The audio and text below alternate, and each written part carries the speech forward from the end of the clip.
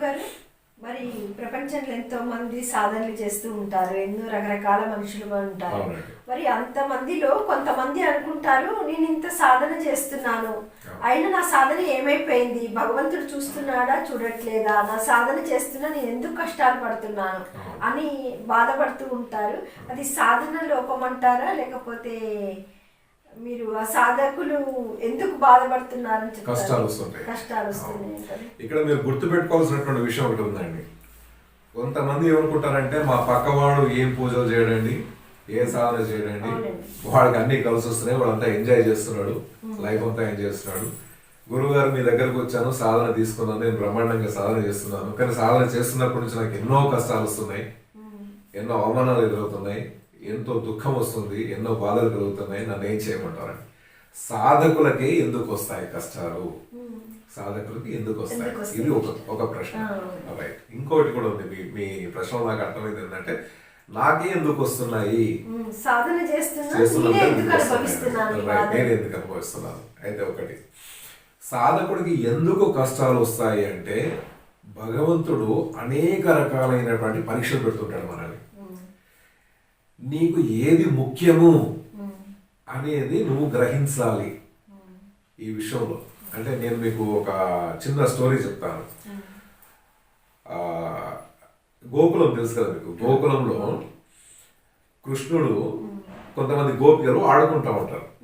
వీళ్ళు గోపికలంతా ఏం చేస్తుంటారంటే చల్ల చేస్తుంటారు. కవ్వంతో ఒక కవ్వం పెట్టి, పాతకాలం తెలుసు కదా, ఇలా ఇలా కవ్వం పెట్టి చేస్తూ ఉంటారు, చల్ల చేస్తూ ఉంటారు. ఆ పెరుగును చెలుపుతా ఉంటే ఈ కృష్ణుడు ఏం చేస్తాడంటే ఆ కవ్వం ఎత్తుకెళ్తాడు.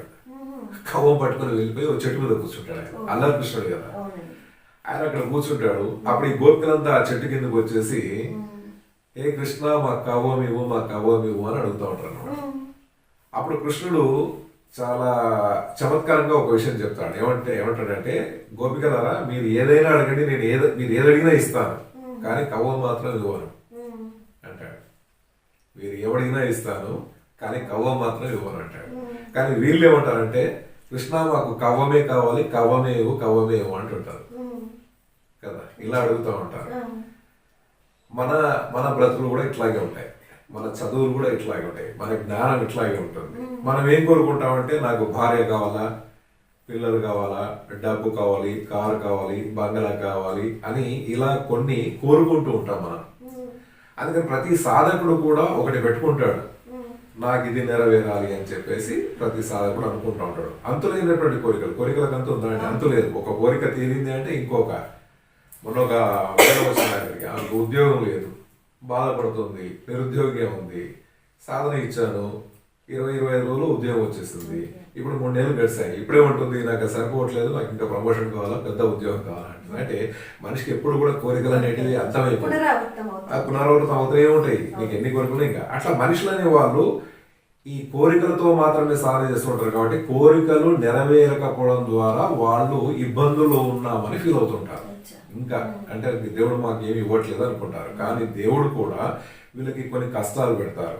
కష్టాలు పెట్టినప్పుడు ఆ కష్టాలన్నింటినీ కొన్ని పరీక్షలు పెడతాడు. ఆ కష్టాలన్నింటినీ నువ్వు గట్టెక్కాలి. ఆ పరీక్షలన్నింటికి నువ్వు సమాధానం చెప్పగలగాలి. చెప్పగలిగినప్పుడు నీకు భగవంతుడు అనేటువంటి వాడు దర్శనమిస్తాడు. ప్రసాదంగా భావించాలి. అంటే ఎందుకు పెడతాడు ఈ టెస్ట్లని, మాకెందుకు పెడతాడు అంటే నువ్వు పాస్ అవుతావా లేదా అని. ఉదాహరణకి కారు లేకుండా ఉండగలవా, ఉండలేవా? ఇల్లు లేకుండా నువ్వు ఉండగలవా, ఇల్లు లేవా? నీకు భగవంతుడు ముఖ్యమా, కారు ముఖ్యమా? భగవంతుడు ముఖ్యమా, ఇల్లు ముఖ్యమా? భగవంతుడు ముఖ్యమా, డబ్బు ముఖ్యమా? ఇది ఆయన పెట్టేటువంటి టెస్ట్. నేను ఇంతకుముందు మీకు చెప్పాను, అక్కడ కృష్ణుడు ఒక విషయం చాలా స్పష్టంగా చెప్పాడు, నువ్వు ఏమడిగినా నేను ఇస్తాను, కవ్వం మాత్రం ఇవ్వను అన్నాడు. ఇక్కడ మీరు తెలివిగా ఒక జవాబు చెప్పాలి. యాక్చువల్లీ ఇక్కడ ఉన్న వాళ్ళంతా మీరైనా ఎవరైనా సాధన వాడు చాలా చక్కగా ఒకటి ఆలోచించాలి. ఏ కృష్ణ, ఏమడిగినా ఇస్తానన్నావు కదా, నాయన నువ్వే నాకు కావాలి అని అడిగాడు అనుకోండి. అప్పుడు కృష్ణ నువ్వే మాకు కావాలి అన్నావు అనుకోండి, అప్పుడు కృష్ణుడు వస్తాడా లేడా? కృష్ణుడితో పాటు ఇంకేం వస్తుంది, కవ్వం కూడా వస్తుంది. కృష్ణుడు వచ్చిన తర్వాత ఒక్క కవ్వం ఏంది, ఆయన అసలే చిలుకు దొంగ. ఒక్కటి కాదు, నీకు 100 కవ్వాలు తీసుకొచ్చిస్తాడు. ఈ కర్రతో చేసింది కాదు, బంగారంతో చేసినటువంటి కవ్వం కూడా ఇవ్వగలుగుతాడు. అంటే కృష్ణుడిని కావాలని ఎవరు అనుకోరు, ఆ కవ్వం కావాలని కోరుకుంటారు. అట్లాగే సాధకులందరూ కూడా నాకు భగవంతుడు కావాలి అనుకోరు, భగవంతుడు కావాలి అనుకోని సాధన చేసే వాళ్ళు చాలా తక్కువ మంది, కోటిలో ఒక్కడు మాత్రమే ఉంటారు. శ్రీకృష్ణుడు కూడా అదే చెప్తాడు, కోటిలో ఒక్కడు మాత్రమే నన్ను చేరుకుంటాడు అని చాలా స్పష్టంగా చెప్తారు. కాబట్టి సాధకులు అనే వాళ్ళు అందరూ సాధకులు కదండి. సాధకులు అనేటువంటి వాళ్ళు భౌతిక పరమైనటువంటి కోరికలను దృష్టిలో పెట్టుకుని వాళ్ళు కోరుతూ ఉంటారు. ఎప్పుడైతే అవి నెరవేరవో వాళ్ళు ఇబ్బందిగా ఫీల్ అవుతారు. బట్ భగవంతుని దృష్టిలో పెట్టుకుని, భగవంతుడా నువ్వే నాకు కావాలి అనుకున్నప్పుడు ఈ డబ్బుతో కానీ, ఇళ్లతో కానీ, కార్లతో కానీ, భార్య పిల్లలతో కానీ ఇవన్నీ ఉండవు. కాబట్టి భగవంతుడు ఏం చేస్తుంటాడు, ఈ బంధాలన్నిటిని ఒక్కొక్క దాన్ని కట్ చేసుకుంటూ వస్తుంటాడు, ఒక్కొక్క దాన్ని కట్ చేస్తూ వస్తుంటాడు. అంతేగాని నిన్ను కష్టపెట్టాలని కాదు, భగవంతుడిని చేరుకోవడం కోసము దీన్ని కట్ చేస్తుంటాడు అనమాట. కాబట్టి నువ్వు ఆ సత్యాన్ని తెలుసుకొని, ఇవన్నీ అసత్యాలు, ఇప్పుడు నేను శాశ్వతం కాదు, శాశ్వతమైనది ఏదైనా ఉంది అంటే భగవంతుడు మాత్రమే.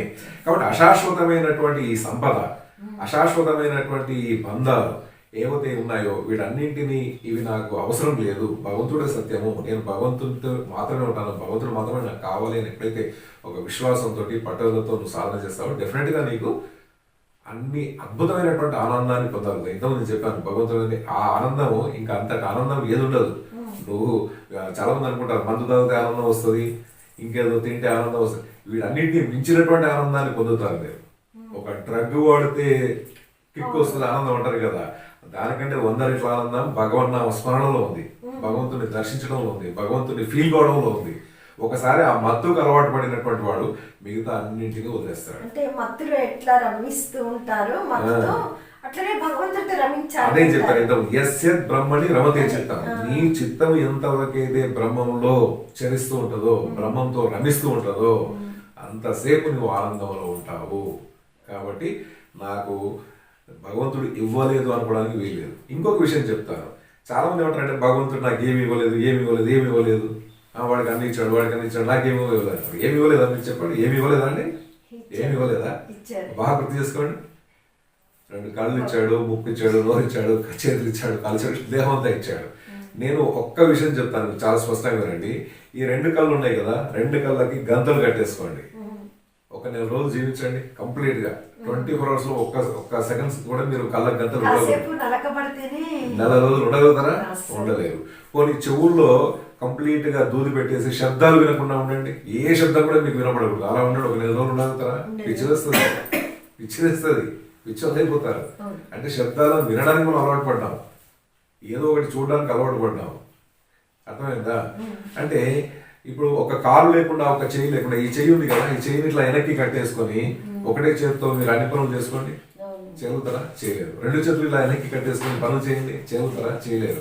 అంటే మీ శరీరంలో ఉన్నటువంటి అవయవాల యొక్క విలువ మీకు తెలియదు. భగవంతుడు నాకు ఏమి ఇచ్చాడు అంటున్నారు కదా, ఒకసారి కళ్ళు లేవనుకోండి, కళ్ళు ఇవ్వలేదు అనుకోండి భగవంతుడు, అప్పుడు మీ జీవితం ఎట్లా ఉంటుంది? 2 కాళ్ళు 2 చేతులు లేవనుకోండి, అప్పుడు ఎట్లా ఉంటుంది జీవితం కదా. ఇవన్నీ నీకు ఇచ్చినటువంటివే. ఇవాళ చూడండి, మనకు ఒక లివర్ ప్రాబ్లం ఉంది, ఎవరైనా లివర్ దానం ఇస్తే బాగుండు అనుకుంటాం, ఇవ్వడానికి లక్షలు ఖర్చు పెట్టుకుంటున్నారు. అంతే. కిడ్నీ లేకపోతే కిడ్నీ కావాలని మనం వెతుకుతున్నాం, కొన్ని లక్షలు పెట్టి కిడ్నీ తీసుకుంటున్నాం. కొంతమందికి గుండె లేకపోతే గుండె మార్పిడి కూడా చేస్తున్నారు, కొన్ని కోట్ల ఖర్చు వస్తుంది, కొన్ని లక్షలు కూడా కాదు, కొన్ని కోట్ల ఖర్చు వస్తుంది. అంటే ఒక గుండె తీసి ఇంకొకరికి పెట్టి అతన్ని బ్రతికించడానికి కొన్ని కోట్ల రూపాయలు ఖర్చు పెడుతున్నప్పుడు నీ అవయవాల యొక్క కాస్ట్ ఎంత? కొన్ని 100 కోట్ల విలువ చేస్తుంది.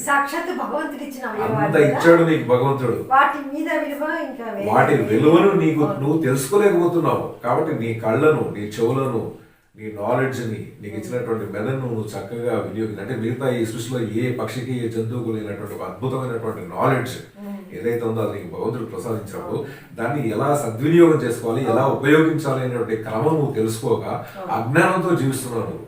కాబట్టి సరైనటువంటి జ్ఞానంతో నీకు ఇచ్చినటువంటి శరీరాన్ని ఒక వాహనంగా ఉపయోగించుకుని దాంతో నువ్వు కర్మలు చక్కగా చేయలేనప్పుడు, సత్కర్మలు చేయలేనప్పుడు నువ్వు ఖచ్చితమైన రిజల్ట్స్ పొందగలుగుతావు కదా, అనుకున్నది సాధించగలుగుతావు కదా.